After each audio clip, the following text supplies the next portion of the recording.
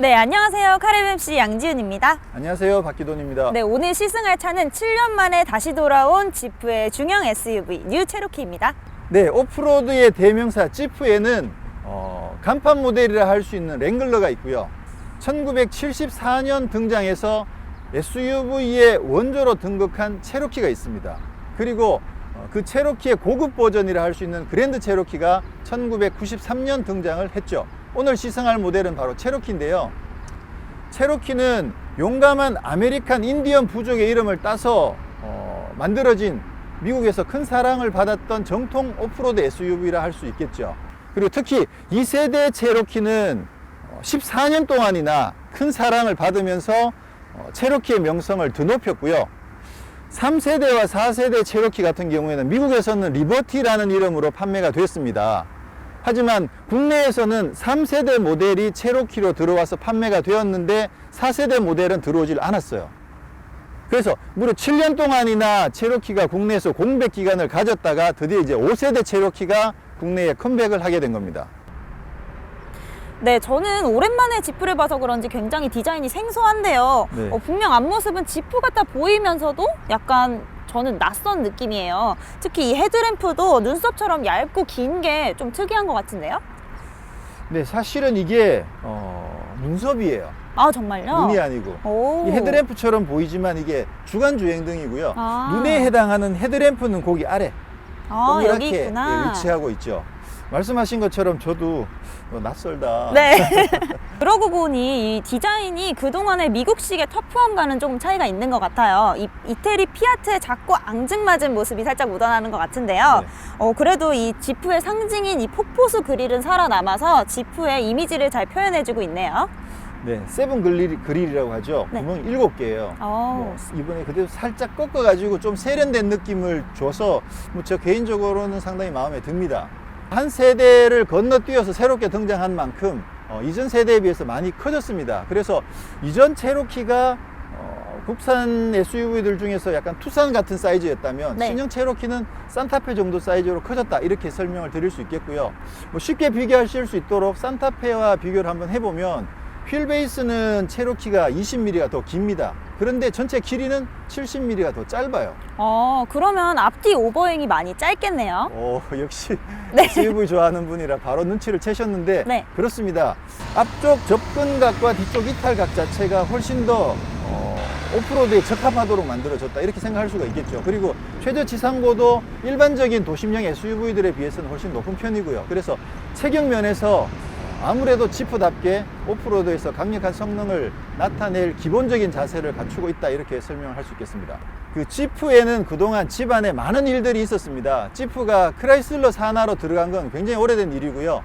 크라이슬러가 다임러 벤츠와 합병을 하면서 한동안 다임러 크라이슬러 시절이 있었었죠. 그랬다가 헤어졌고요. 지금은 피아트 그룹의 가족이 되었습니다. 다시. 대표적으로 지금 현재 이 5세대 체로키 같은 경우에는 알파로메오 뼈대를 베이스로 지프와 피아트가 다시 새롭게 공동 개발한 CUS 와이드라는 모듈러 플랫폼에서 만들어졌습니다.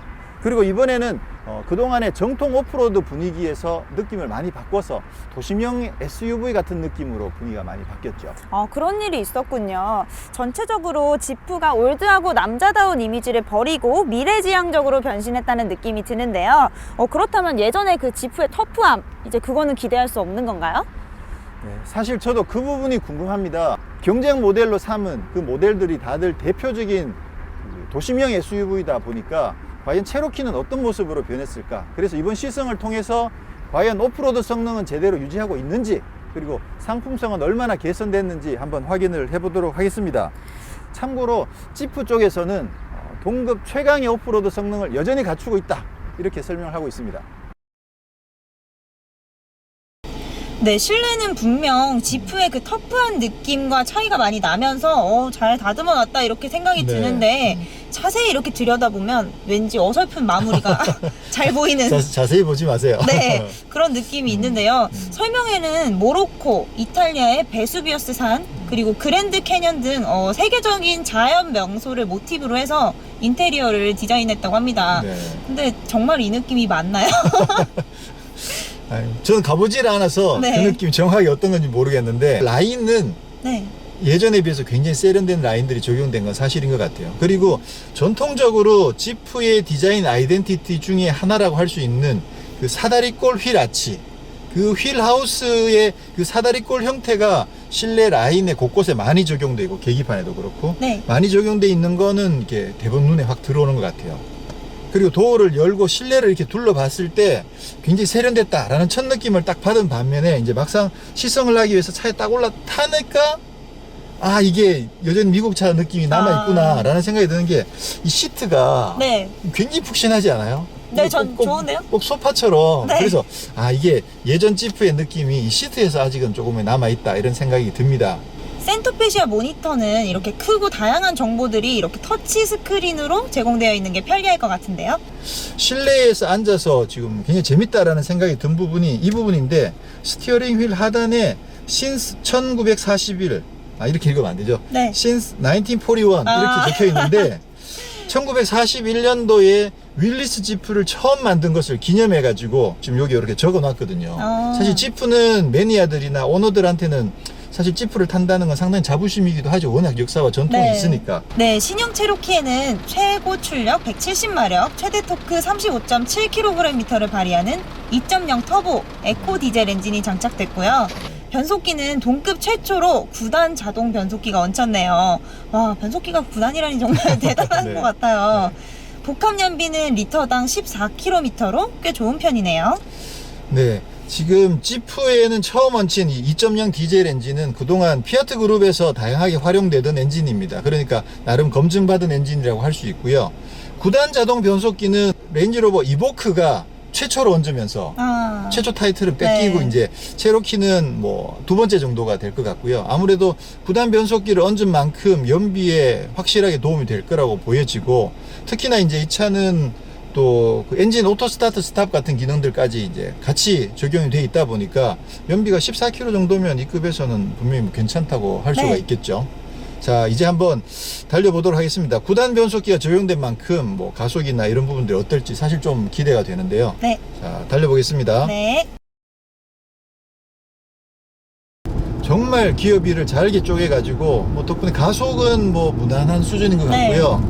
그 대신 연비에 도움이 되도록 기어를 분명히 세팅을 해 놓은 것 같고 한 100km 정도 올라갔을 때 기어는 9단까지는 올라가진 않고 8단 정도에서 회전수가 약 한 1600rpm 정도. 근데 이제 이 정도 덩치나 또 이게 4륜구동 모델인 걸 감안하면 그 정도에서 8단 1600rpm 정도는 나쁘지 않은 것 같아요. 이게 속도가 좀 붙었을 때 만약에 100km로 간다고 그러면 한 9단에서는 한 1500rpm 언더 그 정도는 분명히 연비에 도움이 될 것 같아요. 근데 힘이 아무래도 부족하다 보니까 9단을 쓰려면 좀 더 고속으로 올라가야 9단을 제대로 활용할 수 있을 것 같습니다. 네, 그래도 승차감은 엄청 부드러워요. 이 예전에 미국 차들 보면 이렇게 출렁거리는 느낌이 많이 있었는데 그것도 많이 줄어드는 것 같은데요. 그때보다는 많이 줄어들긴 했네요. 그래도 뭐 사실 저는 다르게 생각을 해본 게 처음에 차의 외관을 보면서 이게 살짝 그 이태리 바람기가 살짝 들어가가지고 굉장히 이렇게 좀 타이트하게 달릴 것 같다라는 느낌이 들었는데 막상 달려보니까 여전히 좀 미국 차의 그 출렁거림이 조금은 남아있다 뭐 이렇게 이야기할 수 있는데 그 대신 그게 이제 온로드에서 주행을 훨씬 더 편하게 할 수 있다라는 뜻이죠. 네. 지난 세대 체로키까지만 하더라도 온로드에서 이렇게 편하진 않았거든요. 온로드성은 강조가 많이 좋아졌다라고 생각할 수 있겠습니다. 신형 체로키에는 첨단 편의 안전 장비가 굉장히 많이 장착되어 있는데요. 차선 이탈 방지 경고 플러스, 어댑티브 크루즈 컨트롤 플러스, 전방 추돌 경고 플러스, 사각지대 모니터링 시스템, 후방 교행 모니터링 시스템, 파크 센스, 평행 직각 자동 주차 보조 시스템 등 와, 너무 많아요. 정말 많죠. 저는 개인적으로 주차를 잘 못해서 평행과 직각 자동 주차가 마음에 드는데요. 그렇죠. 어댑티브 크루즈 컨트롤 플러스는 기대 이상으로 굉장히 정교하게 잘 작동을 해주고요. 특히나 이제 앞차가 서서히 속도가 줄어들었다가 완전히 정차했을 경우에 이 차도 따라서 정차했다가 재출발하는 기능까지 지원되는 오. 3세대, 그러니까 3세대이기 때문에 아마 플러스라고 이름을 붙인 것 같고요. 그리고 재밌는 것은 차선 이탈 경고 플러스인데요. 이 차는 아예 차선을 이렇게 넘어가려고 하면 오, 지금 다시 돌아오는 거 보이죠? 네네네. 우와. 스스로 알아서 차선 안쪽으로 다시 밀어 넣어주는 기능까지 이 차에는 적용이 되어 있어요.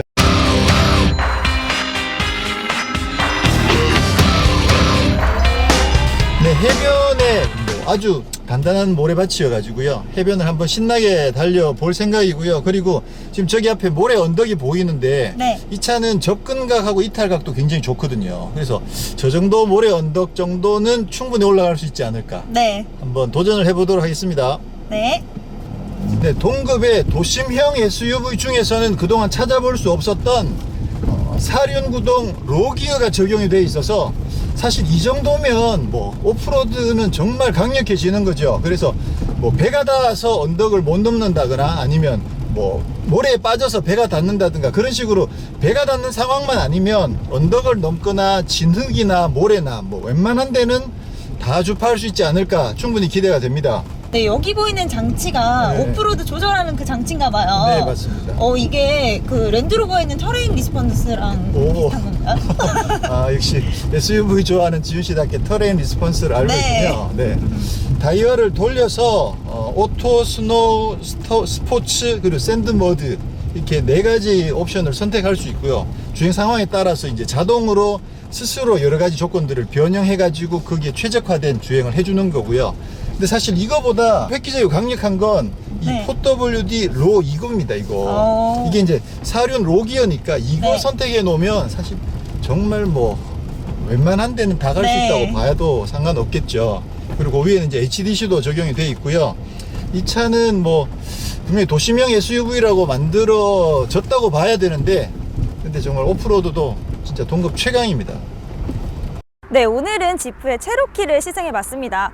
개인마다 차이가 좀 있는데 제 생각으로는 개인적으로 예쁘고 굉장히 얌전해 보였거든요. 그래서 괴물 같다는 사람도 있어요. 아, 정말요? 네. 아, 제 눈에는 귀엽고 네. 예쁘기만 한데요. 그래서 과연 얘가 오프로드카가 맞을까? 그 성능을 살짝 의심을 했었는데요. 성능이 완전 터프합니다. 그 의심이 싹 사라지는 그런 시승이었어요. 그렇다고 온로드도 부족한 성능은 아니었고요. 이 정도면은 패밀리카로도 괜찮을 것 같은데요. 네, SUV 전문가 양지윤 씨가 네. 총평을 다 해주셨기 때문에 아주 정확한 평가였다고 생각을 되고요. 네.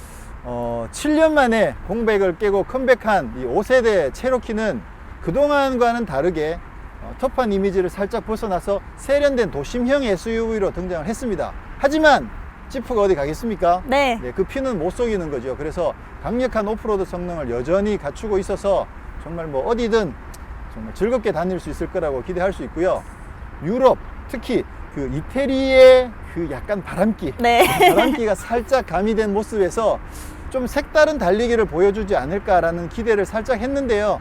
조금은 만족된 부분이 있긴 합니다만 여전히 그 미국 차의 약간은 출렁거림, 또 미국 차의 여유 그런 향수들은 여전히 남아 있어서 지프와 미국 차를 향한 향수를 가진 분들에게는 그것도 나름 나쁘지 않은 선택이라고 생각이 됩니다. 네. 세련되고 획기적으로 변화된 어떤 그런 모습과 또 더 높아진 상품성으로 국내에서도 큰 활약을 할 수 있지 않을까 기대를 해봅니다. 네, 이것으로 시승을 모두 마치겠습니다. 저희는 다음 주에 더 멋진 차로 돌아오겠습니다. 감사합니다. 감사합니다.